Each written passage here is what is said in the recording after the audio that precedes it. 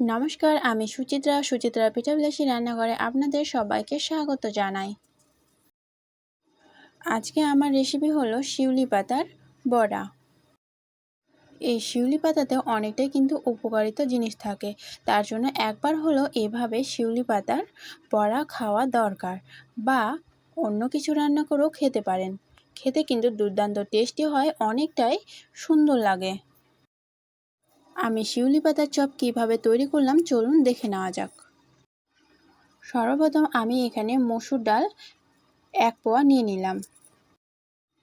আপনারা চাইলে অন্য কোনো ডালও ব্যবহার করতে পারেন। তারপর ভালো করে ধুয়ে নিলাম, আর ধুয়ে নিয়ে মোটামুটি আমি আধা ঘন্টার মতো ভিজতে রেখে দিলাম।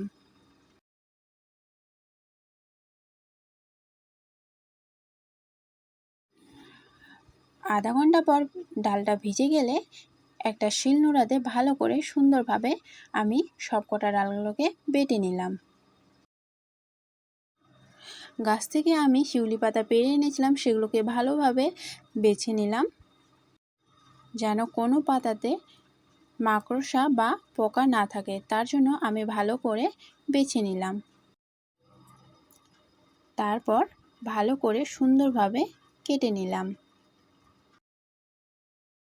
আর আপনারা চাইলে বেটেও নিতে পারেন, আমি এখানে কেটে নিয়েছি। কেটে নেওয়া হয়ে গেছে, আমি ভালোভাবে সুন্দর করে 2 বার ধুইয়ে নিলাম।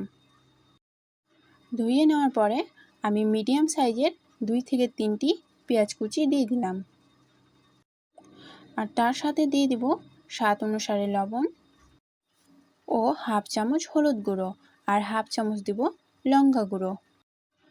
আমি যে আগে থেকে এই ডালটা বেটে রেখেছিলাম, সেই ডালগুলো দিয়ে ভালোভাবে সুন্দর করে মাখিয়ে নিব। আমি প্রায় এখানে 2 থেকে 3 মিনিট সুন্দরভাবে মাখিয়ে নিলাম। পাতাটা একটু খসখসে টাইপের, তার জন্য একটু টাইম দিয়ে মাখাতে হবে। আর তার সাথে দিয়ে দিলাম 2 চামচ বেসন। তারপরে আবারও আমি সুন্দরভাবে ফেটিয়ে নিলাম। ফেটিয়ে নেওয়া হয়ে গেছে। আগে থেকে আমি তেল গরম করতে রেখে দিয়েছিলাম। হাতে অল্প একটু বড়া বা পেঁয়াজের মতো শেপ করে আমি তেলে ছেড়ে দিলাম। তারপর আমি ওলট পালট করে ভালোভাবে ভেজে নিলাম। এরকম যখন হালকা কালচে কালচে বা লাল টাইপের হয়ে আসবে, একটি ছাঁকুনি হাতার সাহায্যে আমি সব কটাকে একই রকমভাবে উঠিয়ে নিলাম। বাকিগুলোকে আমি একই রকমভাবে সব কটা তৈরি করে নিলাম।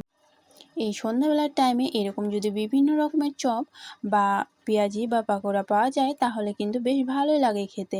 আমার তো অনেকটাই সুন্দর লাগে। আপনাদের কেমন লাগেন অবশ্যই কিন্তু কমেন্ট করে জানাবেন।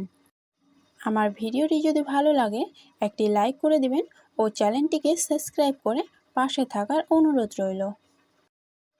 আর আমার ভিডিওটি যদি ফেসবুক পেজ থেকে দেখে থাকেন, পেজটিকে ফলো করে পাশে থাকার অনুরোধ রইল।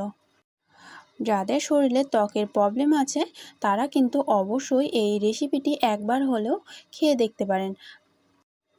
শরীরের জন্য এই রেসিপিটি অনেকটাই উপকারিত। আর হ্যাঁ, জানেন তো, যদি মুখে রুচি না থাকে, জ্বর হয়ে রুচি হারিয়ে যায়, তাহলে কিন্তু একবার হলেও এই রেসিপিটি তৈরি করে খেয়ে দেখবেন।